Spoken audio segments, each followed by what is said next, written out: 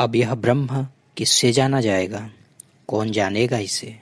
असल में जानने की भाषा ही छोड़ देनी पड़ेगी, क्योंकि जानना सदा दूसरों का ही होता है।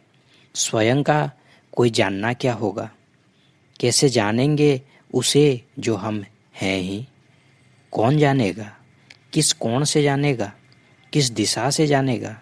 इसीलिए स्वयं के संबंध में हम जो भी जान लेंगे वह पराया हो जाएगा, जानने के कारण ही। असल में स्वयं का होना ज्ञान की पकड़ से बाहर है।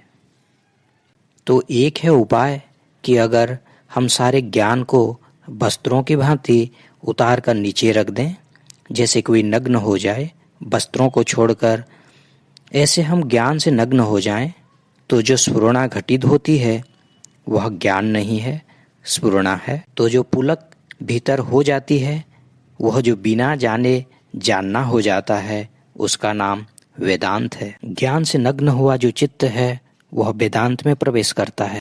लेकिन आदमी बड़ा कुशल है, उसने वेदांत को भी शास्त्र में निबद्ध कर लिया है। उसने वेदांत के भी वेद बना लिए हैं, और इसीलिए पंडित लोगों को समझाए चले जाता है कि वेदांत वेदों का अंत नहीं, वेदों का सार है। पंडित समझाए चले जाते हैं कि वेदांत जो है वेद का ही अंग है। सरासर झूठ है यह बात, सरासर गलत है। परम ज्ञानियों की सारी चेष्टा ही यह रही कि किसी भांति आपको शब्द से, सिद्धांत से, ज्ञान से छुटकारा मिले, ताकि उस परम में प्रतिष्ठित हो जाएं, जिसमें जानने के द्वारा कोई द्वार नहीं खुलता, होने के द्वारा द्वार खुलता है। और ज्ञान बाधा है होने में, क्योंकि ज्ञान विस्तार है, अपने से बाहर फैलाव है, और होना अपने में डूब जाना है, अपने में ठहर जाना है, मूल बिंदु पर रुक जाना है। तो वेदांत का जो अर्थ है वह है, जिस दिन आप सारे ज्ञान को छोड़ने को वैसे तैयार हो जाएं जैसे कोई बुद्ध धन को छोड़ने को तैयार हो जाता है। ज्ञान भी धन है, भीतरी संपदा है, संग्रहित है। और बड़े मजे की बात है, जैसे धन भी हमारा नहीं होता, हम सिर्फ बीच के श्रृंखला में बंधे हुए एक मालिक होते हैं। बाप का धन बेटे को मिल जाता है, बेटे का धन और बेटे को मिल जाता है।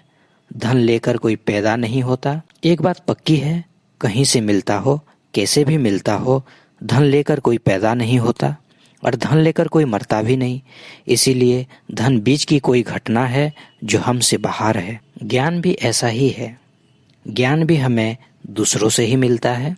ज्ञान भी अर्जित राशि है समाज की। इसीलिए जानवर ज्ञानी नहीं हो पाते। उसका और कोई कारण नहीं है, सिर्फ इतना ही है कारण कि उनके पास ज्ञान को संग्रहित करने के लिए भाषा नहीं है। भाषा के विकास ने ज्ञान की तिजोड़ियाँ बना दी, और जिस दिन हमने लिपि भी खोज ली और लिखना भी खोज लिया, उस दिन तो ज्ञान की खोने का डर ही समाप्त हो गया। जरा ऐसा सोचें कि 20 साल के लिए सारे विश्वविद्यालय, सारे स्कूल, सारे कॉलेज बंद कर दिए जाएं, सारे पुस्तकालय जला दिए जाएं, और 20 साल के लिए किसी तरह की शिक्षा का कोई उपाय न रखा जाए। बाप बेटे को समझाना बंद कर दे, गुरु शिष्य को समझाना बंद कर दे। आपको पता है क्या होगा? 20 साल में आप वहां पहुंच जाएंगे जहां 20 लाख साल पहले थे। सब खो जाएगा। ज्ञान एक संग्रह है, और संग्रह को रोज हस्तांतरित करना पड़ता है, और यह ज्ञान रूपी संपदा हमें दूसरों से ही मिलती है। इस सब के जोड़ का नाम वेद है। इसीलिए हम वेद को संहिता कहते हैं। संहिता का अर्थ होता है संग्रहित, वह जो इकट्ठा है। जो भी जाना है इकट्ठा है। इसीलिए वेद से मैं ऐसा मतलब नहीं लेता कि वे 4 संहिताएं ही वेद हैं। जगत में जो भी इकट्ठा हुआ ज्ञान है वह सभी वेद हैं। ज्ञान मात्र वेद है और ज्ञान मात्र संहिता है।